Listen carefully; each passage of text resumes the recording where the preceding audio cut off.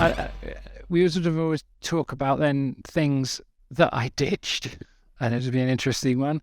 I went down the hole, and it'd be interesting on your reactions to this one. So I got rid of all the oi thingy things. So I had Google Homes, but they exposed themselves to how much they were listening to me too much that I felt was just something I couldn't live with. So I kind of went down the whole TTS What thing, what and I what do you had mean the by that? Like, how do you know what they expose we would themselves have to you? discrete conversations about things that were pretty left of field, Mm, and all of a sudden your Facebook feed was filled up with this stuff. And I was just like, I've had enough of this. This is too much of yeah. a sort of breach of my privacy. I mean, it's interesting. I'm sure you've seen some of the articles recently about how um, Amazon are struggling with the cost of running all of those devices out there, Mm, and they're not seeing the revenue back for it. And I think they've scaled back their operations. I think Google is struggling with the same thing. So I know we're in the year of the voice within Home Assistant, but what I would love is if I could reflash those Google Home devices, which I'm assuming I never will be able to do, and sort yeah. of Mm, use them locally with Home Assistant. But the tax, if you yeah. like, of having them being able to listen to our conversations was too great a tax for me, if you like, and versus the advantage, if you like, of what I would get out of it. Yeah, I agree. I think the hardware wise, these devices are just fantastic, right? Like in terms of Yeah, how they pick up sound and how they mute other stuff. Don't get me wrong, mine I still think is pretty idiotic, but even despite that, I think it's still really smart, right? Like in terms of how and where they pick up your voices and stuff like that.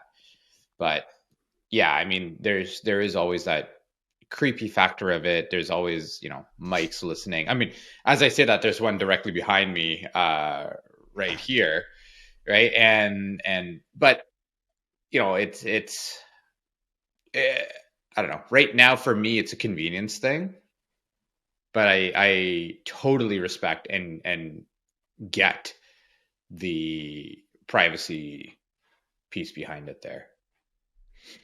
yeah.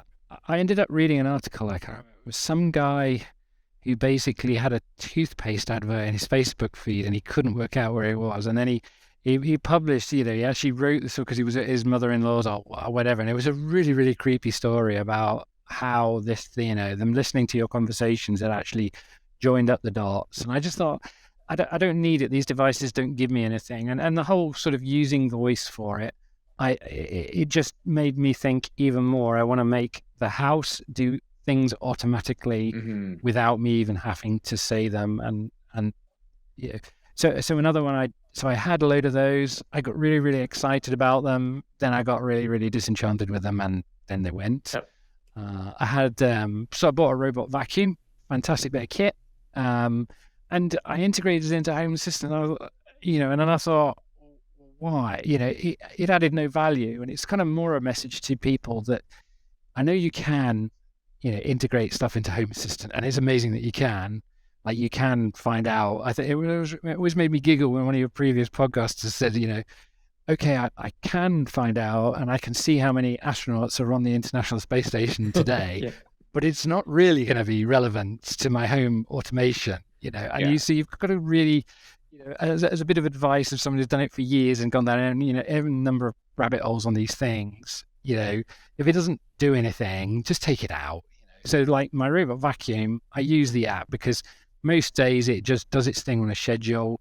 And if I need it to do a different room, I pick it up, chuck it in the room, turn it on, and it goes and does its stuff. So, but I remember again on your podcast, there was a guy and he had, what is it? The RFC thing. So he just sort of tapped a Yeah, the thing on NFC his tags wall and all said, around right, the you rooms. Yep.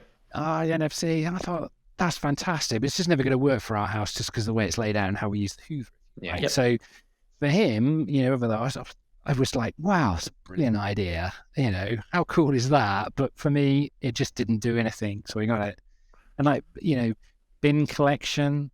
Well, we used to have a bin collection on a sort of calendar that you could some human could understand there. And then for some reason, the council I'm sure they use some cray or supercomputer to work out whatever pattern it is to doing bin collections, but no human can ever work it out. So you just get an app on your phone and it pings up and says it's green bin tonight or it's blue. And I kind of, I then said, oh, how can I, what can I do with this within Home Assistant? But reality is not a lot. So whilst they did used to have an API and you did used to be able to say, oh, it's whatever bin, that's kind of gone as well. So it's just a sort of word of caution that you can, but just because you can doesn't mean you should. It really needs to add value. And I personally have been down that route countless times, spent countless amount of, effort trying to get this thing to work. And then you go, it doesn't. And I'm sure we've all gone, hey, look at this, as you go, and you're really excited about this thing you've been working on for hours and hours and hours. And they go, yeah, all right, okay. You get this totally underwhelming response to all of your effort. And you realize it's been a waste of time. You think there's something That's just sort of the name of the game in your config right now that is a contender for needing to be cut out? Like if you were to think, oh, I don't use that much. If I don't use it anymore, I'll have to kill it off.